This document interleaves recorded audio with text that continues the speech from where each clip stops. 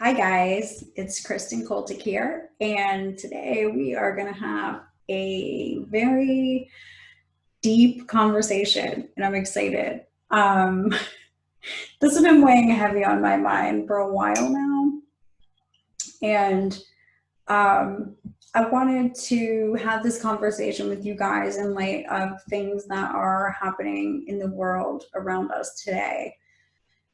And I want to preface this video by mentioning that wherever you happen to find yourself aligning politically with the things that are happening, however you find yourself feeling emotionally, whatever race, creed, religion, none of that is relevant for this conversation.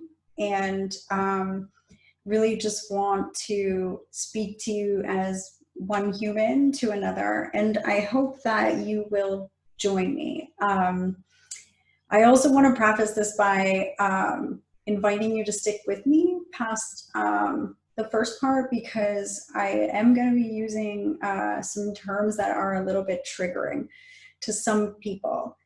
And I promise you that if you can power through that, I think there will be something for you to take away from this. And yeah, so let's get into it. I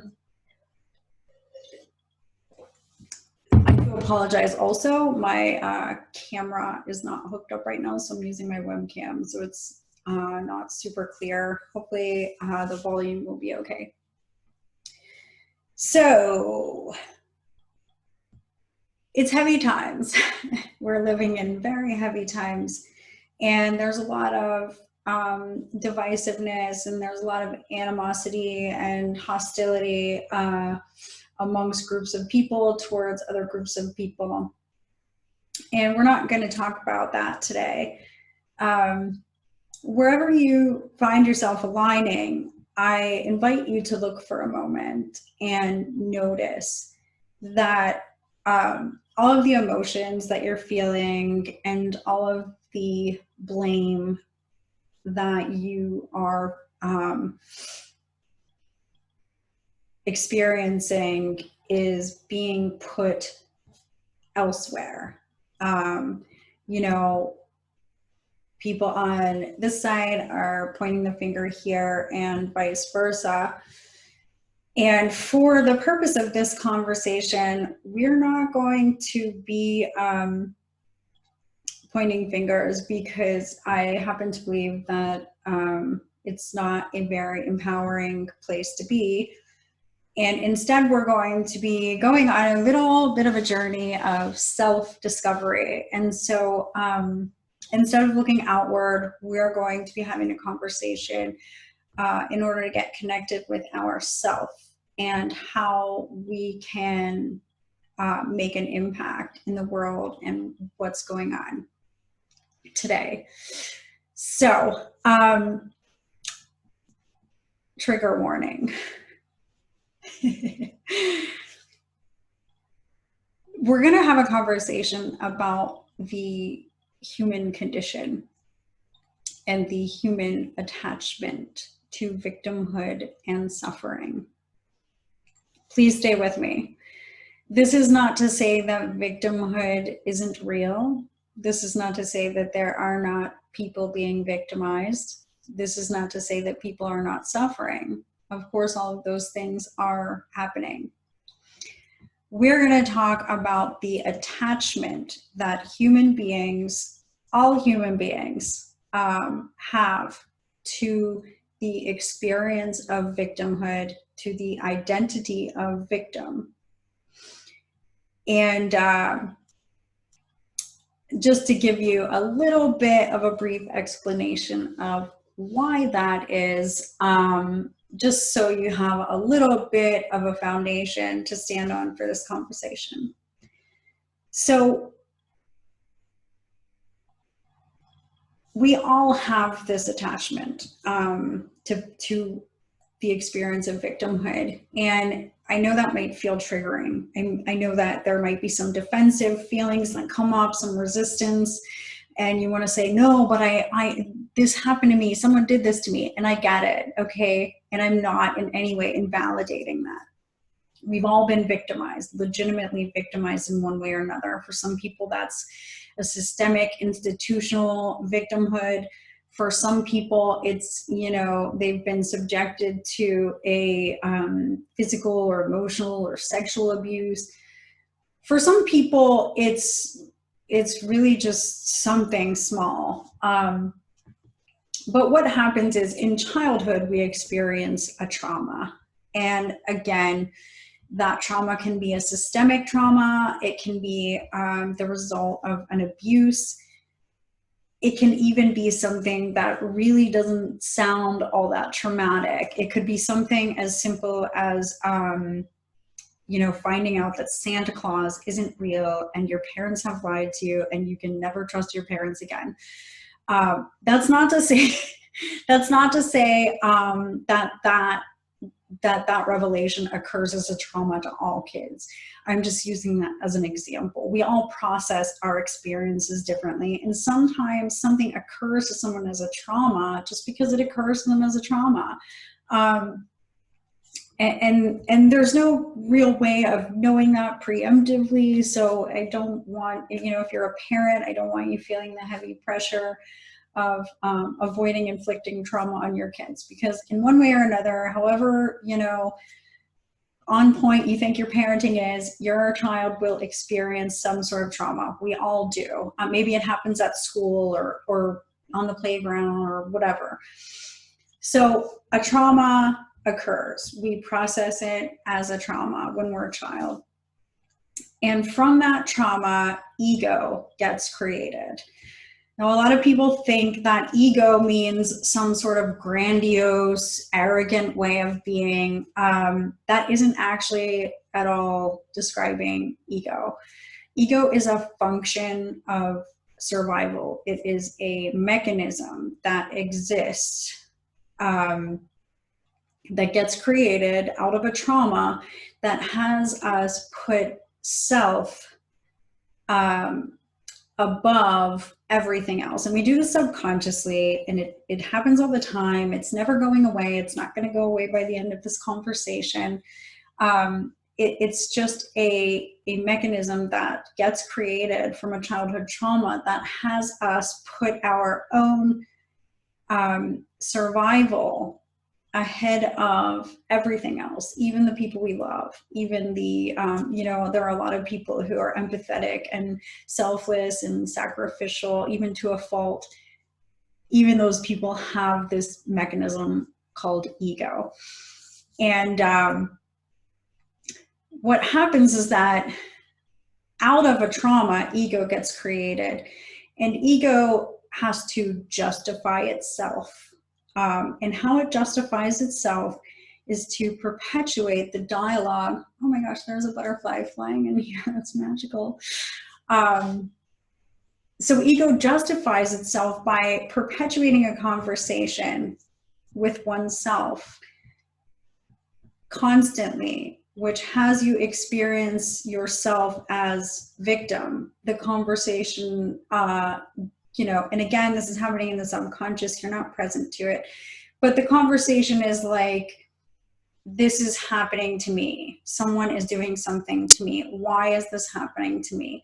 And that's over little things, big things. It's just always kind of there functioning. And that's how ego keeps itself relevant, and keeps itself as a necessity, by having you always experience yourself of being in need of protecting yourself.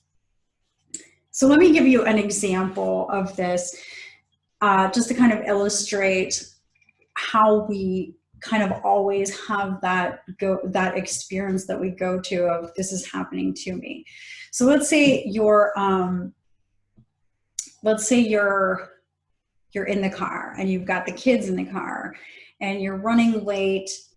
You've got to take the kids to school and then you've got to get to work and you're already late, and you're driving and the person in front of you is going super slow.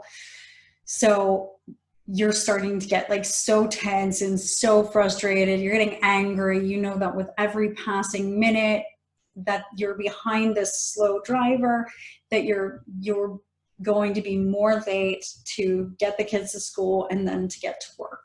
And maybe you're swearing, maybe you're, laying on the horn, or maybe you've got the kids in the car, so you're keeping it in check outwardly, but internally you're still having this experience of, why is this happening to me? Why is this person doing this to me?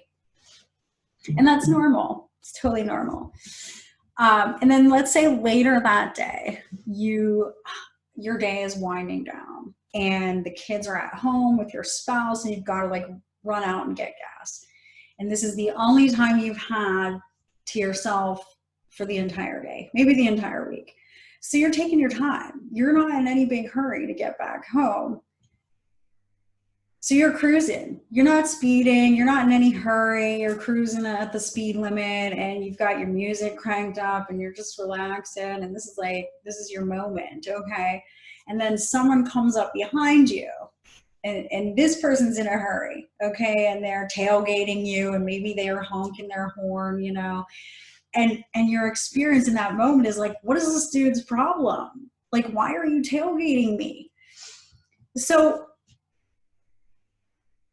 your experience in that moment is, why is this happening to me? Why is this person happening to me? Even though you were in the opposite role, you were doing the same thing earlier that day. So regardless of which role you find yourself in, you're the victim and someone else is the perpetrator. That is the way we experience ourselves. And we'll get into why this matters and why this is relevant as far as what's happening in the world.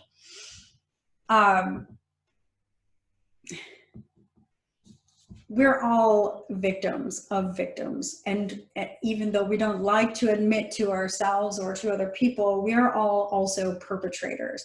We are inflicting harm, be it inadvertently or intentionally. We human beings hurt one another all the time. And we prefer to identify with the victim side of that rather than the perpetrator side of that. But for the sake of this conversation, I really, again, invite you to look and to be okay with that.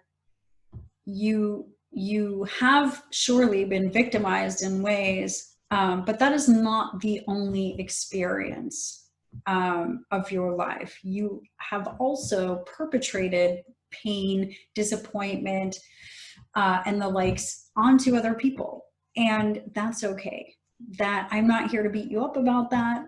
That's not the point of this conversation. The point of the conversation is that being in that headspace and coming from ego and being attached to the identity and experience of victimhood really makes life difficult, and it makes progress almost impossible. It makes relationships difficult because of the tendency to just, instead of owning our mistakes and our behavior, we want to put all the focus and the blame on other people. And even bigger than that, it makes us easy to manipulate because we are so attached to, this is happening to me. I have no control over this. I have no power over what's happening. It's just happening to me and I'm being victimized. That makes us very easy to be manipulated. And much of what is happening in the world today is the result of that manipulation on our attachment, the exploitation of our attachment to experiencing ourselves as victim. And the purpose of this conversation really is empowerment. Empowerment is a term that gets loosely tossed around, and a lot of people really don't have a connection to what it means. You know, it's like, well, I'll just post some like inspirational quote on Instagram and then I'm empowered and I'm empowering people. But that's not empowerment. Empowerment is, it really means to be empowered is to accept nothing less than total power over your own life. So sit with that for a minute. Settling for nothing less, accepting nothing less than total and complete power over your own life. That's kind of radical thinking. And it requires you to give up, to surrender that attachment and experience of yourself as being victimized. And again, this is not to say that you haven't been victimized, but what you do with that is your choice. No one has power over you except that which you surrender to them. Of course, things happen, circumstances happen, people do bad things to us.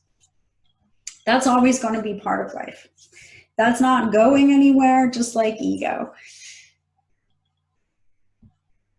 But empowerment means to step into our own power and say, I am in control of my life. I am in control of what happens to me and what happens around me, regardless of what is going on out there that I have no control over.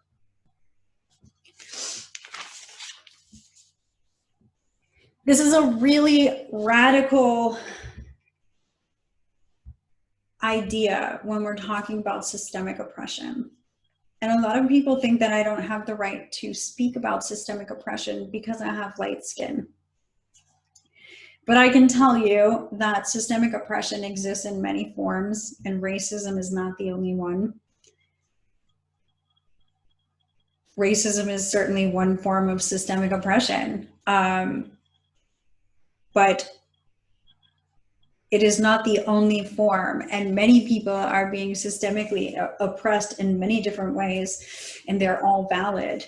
In fact, most people do not even really have any grasp of the depths of systemic oppression that are taking place in America today. And after studying the eugenics movement in America for well over a decade, I can tell you that we are all being victimized by systemic oppression. It just looks different for different groups. And that's by design.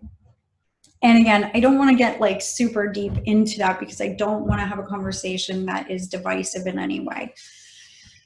But we are all being oppressed systemically through our medical model, through our education in our primary schools and our universities, our politics and policies that promote government dependency, government overreach, and essentially enslavement, indentured servitude, and massive amounts of debt that are mortgaging our children's future, all of us.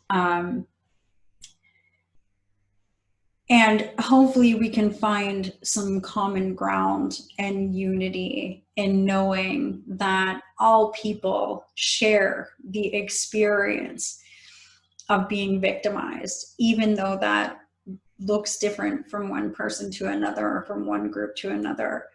We all share the experience of being victimized.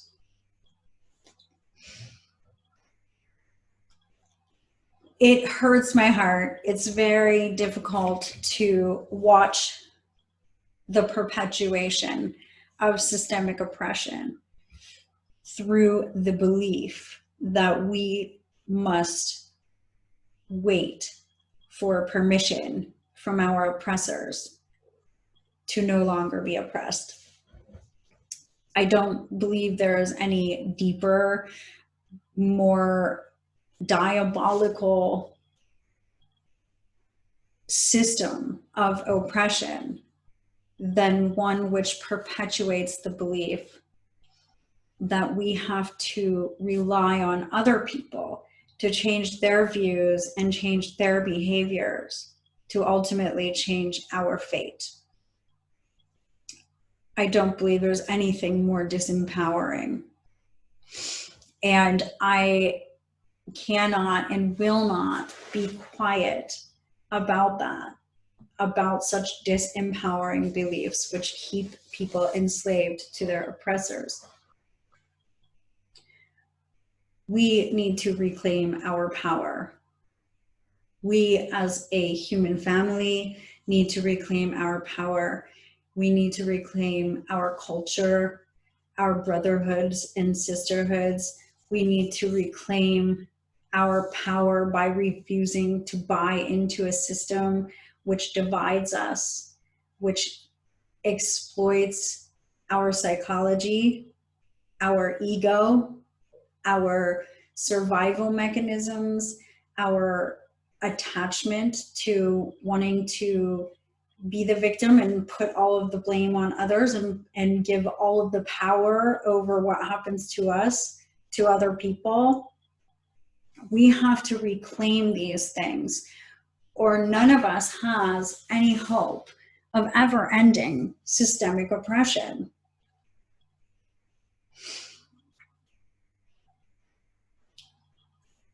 I do apologize if what I'm saying in any way is coming across as triggering or insensitive.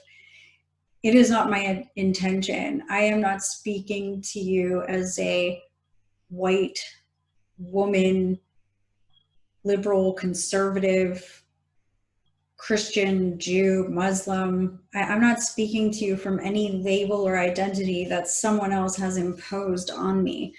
I'm speaking to you as a human being and hoping that in your humanity and my humanity that we can connect in this conversation and that we can find our commonality in our humanity and recognize that we have all the power to end our own oppression if we only claim it. And that doesn't look like being angry and pointing fingers and projecting our abuse onto others, onto innocent people. That only perpetuates a cycle of abuse. You know, that's not what justice is. Justice is the punishment of the perpetrator, not the punishment of innocence. When you project your pain and your trauma and your abuse onto innocent people, that perpetuates a cycle of abuse.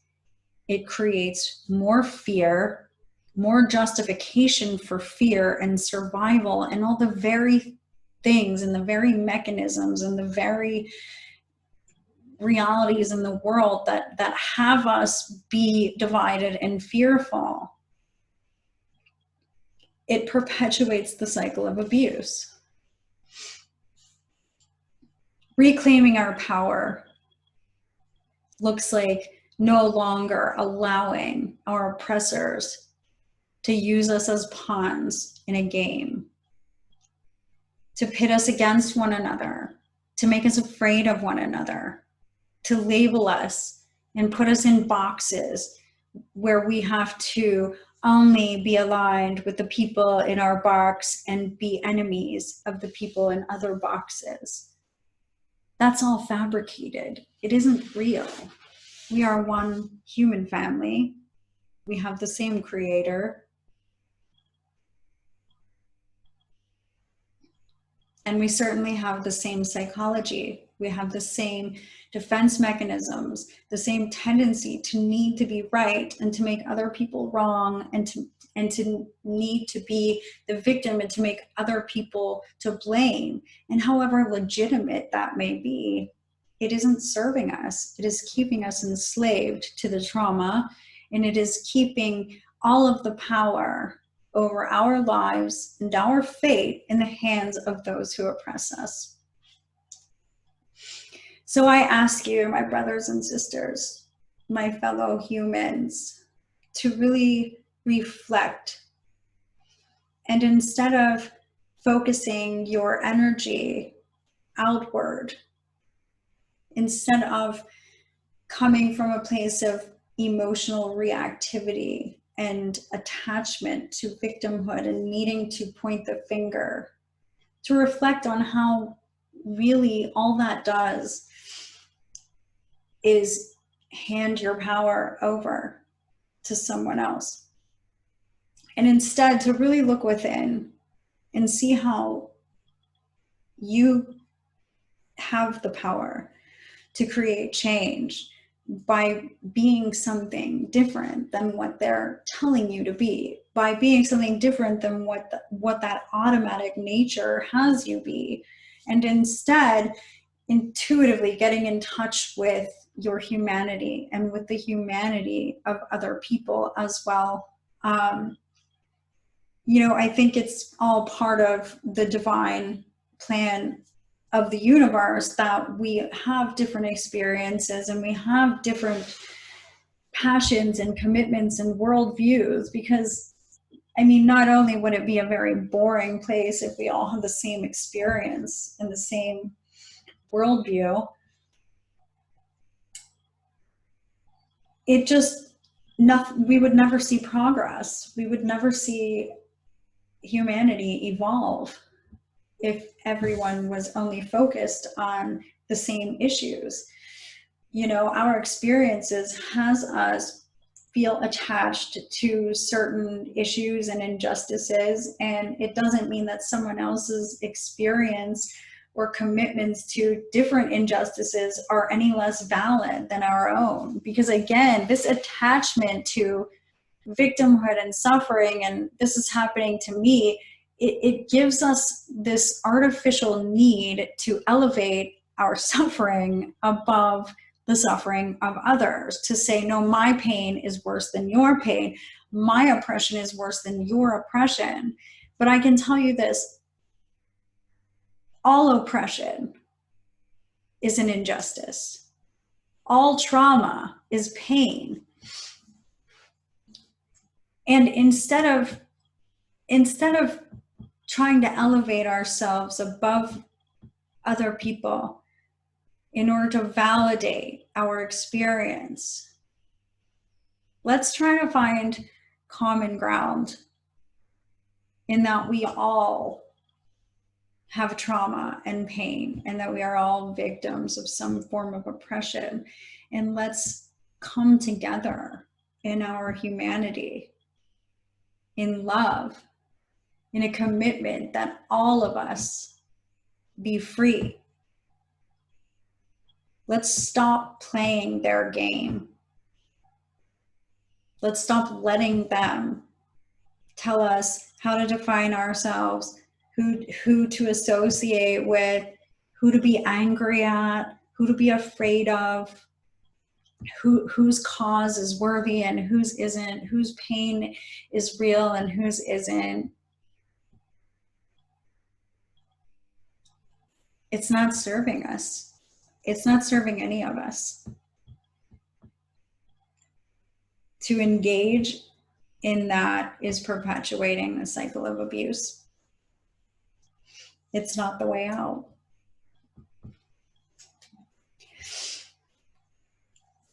It's just not the way out.